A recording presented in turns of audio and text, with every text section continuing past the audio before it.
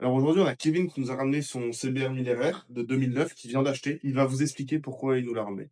Bah, comme tous les ans, écoute, hein. Tous les ans, je ramène une moto en panne. J'aime bien. Jonas aime bien me sauver mes bécanes. Donc là, on a été chercher un 1000RR, un HRC.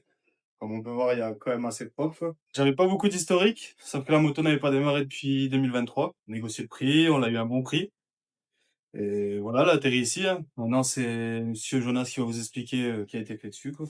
En fait, la moto, pour la petite anecdote, pour être un petit peu plus précis, c'est une moto qu'on pense qui n'a pas roulé beaucoup depuis 10 ans. Tout simplement parce que les pneus sont de 2015 et ils sont comme neufs. L'ancien propriétaire avait plusieurs motos, roulait régulièrement avec d'autres motos. Elle a suivi une petite chute. C'est-à-dire que c'est une HRC, mais normalement, les HRC, ils sont bleu, blanc, rouge.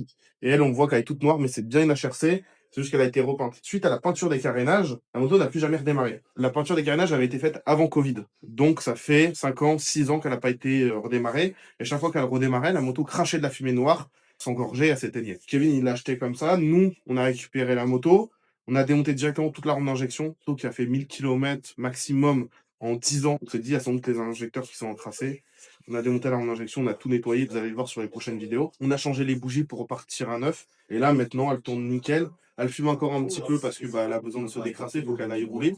Mais on sent que c'est du résiduel, hein. On peut voir maintenant, il n'y a rien à voir. Là, on met le contact.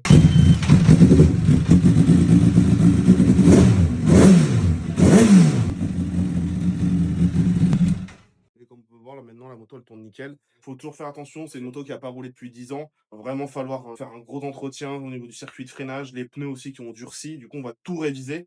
Il y a les joints de fourche à faire, la purge des freins, le liquide de refroidissement, tout ça. Mais déjà, on voulait la redémarrer avant d'attaquer quoi que ce soit et être sûr que tout aille bien sur la moto. Voilà, autre chose à ajouter Non, je suis satisfait. Toi, elle est arrivée dimanche, nous sommes jeudi. Ouais. Il y a eu un jour férié entre deux, elle redémarre.